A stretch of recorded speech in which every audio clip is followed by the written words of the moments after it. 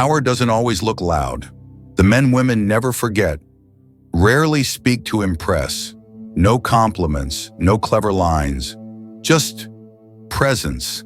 He wasn't trying to be seen, but somehow, he's all she remembers, because presence doesn't ask to be noticed. It forces the world to feel it. Some men just stop trying to stand out. No performance, no pursuit. Just presence, steady, quiet, needing no defense.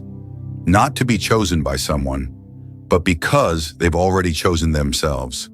And strangely, the man who tried to leave nothing behind becomes the one no one quite knows how to let go of.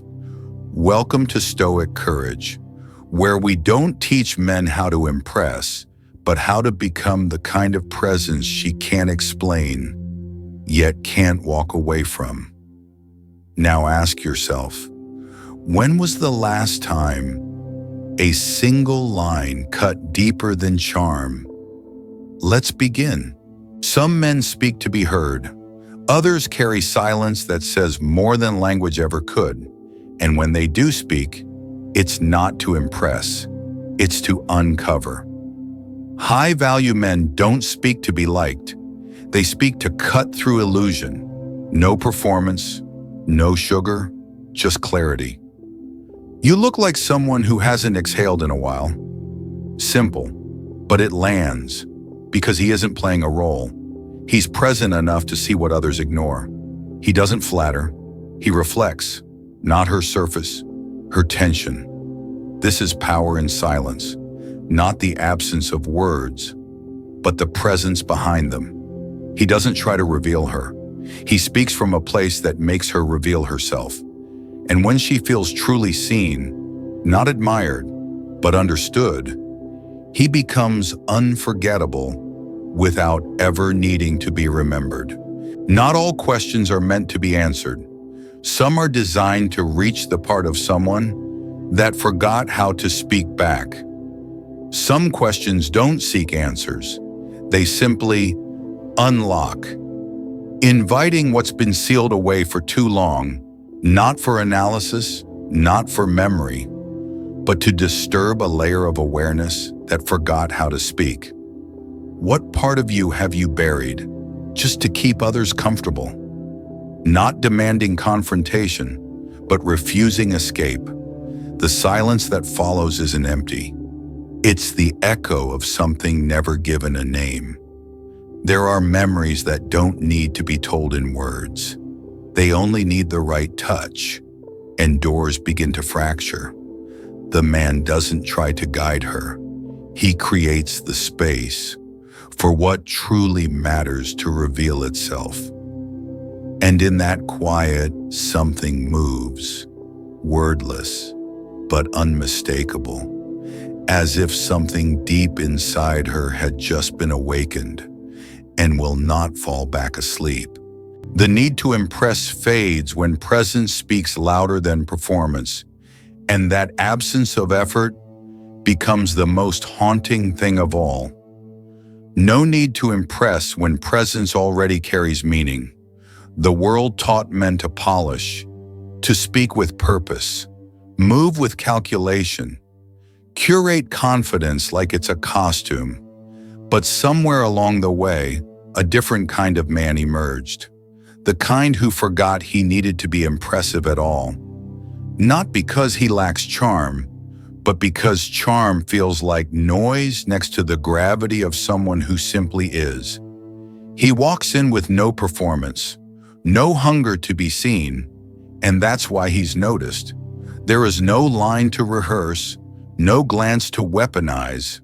What lingers is not what he said, but what was never forced into saying. She won't remember the words, just the way she didn't have to pretend. And that absence of effort becomes a mirror, silent, reflective, unjudging, and terrifying, because it reveals something no one prepared her for. What happens when attention isn't earned, but freely given, without agenda? She steps away, but something follows. Not his touch, not his voice, just a space that used to be filled with the pressure to perform, now haunted by the strange relief of not needing to. It's not the grip on another that defines strength, but the stillness within. What's rare isn't control, it's containment without collapse. True strength isn't found in control over someone else, but in the refusal to be controlled by your own chaos. When emotions swell, most people reach outward, grasping for hands, for answers, for anything to quiet the storm. But there's a rarer instinct to stay still, in the turbulence, to breathe where others beg, to contain instead of spill. Not every wave must be answered, not every silence needs to be filled, and not every desire deserves to be obeyed. There's power in a man who holds the storm inside him without letting it shape how he touches the world. She senses it, not in his restraint, but in the calm that doesn't come from hiding, but from understanding.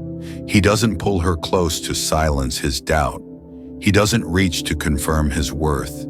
He remains solid, unshaken, unmoved by the tides of approval, even as they crash at his feet. And this kind of holding, not of her, but of self, is what allows trust to grow, where possession would have made it wither. Some departures leave no words, no trace, no closing line, and yet they echo louder than anything that ever tried to stay.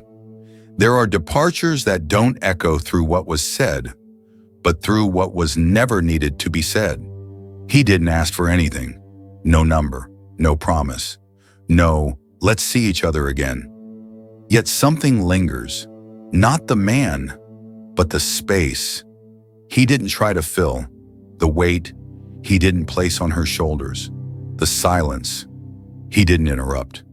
She looks back, not because he asked her to, but because a part of her is still standing in the moment he didn't claim. Not every absence is empty. Some are haunted by presence, the kind that made her feel more real without demanding anything in return. And that's the paradox she never expected. The man who took nothing left something she can't quite name. He asked for nothing, said even less, but now something in her is quiet in a way it wasn't before.